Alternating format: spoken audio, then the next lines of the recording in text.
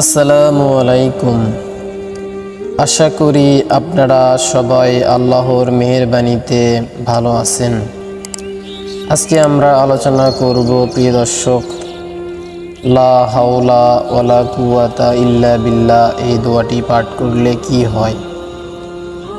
এই বিষয়টি হাদিস শরীফে রয়েছে। এই দোয়াটি পাঠ করলে শয়তান দূরে সরে যায়। শয়তান তাড়ানোর অন্যতম একটি হাতিয়ার হলো এই আয়াতটি, লা হাওলা ওয়ালা কুওয়াতা ইল্লা বিল্লাহ। এই আয়াতটি পাঠ করলে শয়তান আপনার কাছ থেকে অনেক অনেক অনেক দূরে চলে যায়। তাই শয়তান তাড়ানোর জন্য এই আয়াতটি আপনারা পাঠ করতে পারেন সর্বদা। যখনই আপনার মনে শয়তানি আসবে তখনই আপনি এই আয়াতটি পাঠ করবেন। প্রিয় দর্শক, এই শব্দটিকে জান্নাতের ধনাকারও বলা হয়েছে। সমস্ত ধন সম্পদের গচ্ছিত অংশ হচ্ছে এই আয়াতটি। সুবহানাল্লাহ।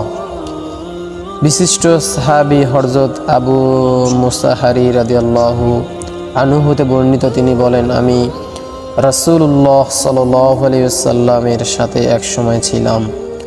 তখন রাসূল সাল্লাল্লাহু আলাইহি ওয়াসাল্লাম আমাকে জিজ্ঞেস করলেন, আমি কি তোমাকে জান্নাতের ধনভাণ্ডার এর সংবাদ দেব না?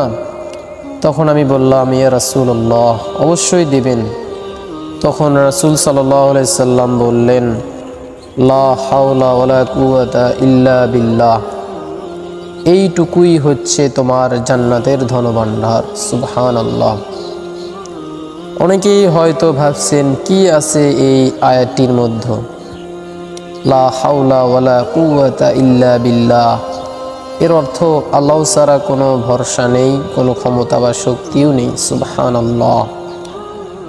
আল্লাহ তাআলার প্রতি এতটা নির্ভরশীলতা অন্য কোনো দোয়াতে আছে কিনা তা আমার জানা নেই।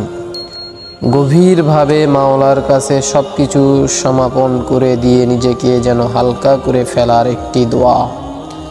প্রিয় দর্শক, অন্য একটি হাদিস শরীফে রয়েছে, রাসূল সাল্লাল্লাহু আলাইহি সাল্লাম বলেছেন, কোনো ফেরেশতা যখন জমিনে আসে তখন এই আয়াতটি পাঠ না করে আকাশে যায় না, কারণ শয়তান যেন ফেরেশতাদের পিছু না নিতে পারে। তিরমিজি। কায়েস ইবনে রাদিয়াল্লাহু আনহু হতে বর্ণিত, রাসূলুল্লাহ সাল্লাল্লাহু আলাইহি সাল্লাম ইরশাদ করেছেন, জান্নাতের দরজাগুলোর বিষয়ে তোমাদের জানাবো না? তখন আমরা বললাম, অবশ্যই ইয়া রাসূলুল্লাহ, আপনি আমাদের জানাবেন। তখন রাসূল সাল্লাল্লাহু আলাইহি সাল্লাম বললেন, লা হাওলা ওয়ালা কুওয়াতা ইল্লা বিল্লাহ। এইগুলো হচ্ছে জান্নাতের এক একটি দরজা। সুবহানাল্লাহ।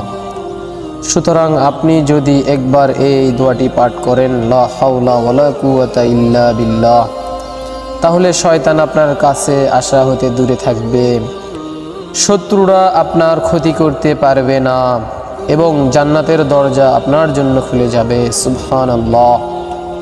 আল্লাহ তাআলা আমাদের অত্যন্ত গুরুত্বপূর্ণ, অধিক নেকিপূর্ণ ভাগীদার হওয়া যায় এমন একটি নিয়ামত, এই আমলটি বেশি বেশি করার তৌফিক দান করুক। আমিন।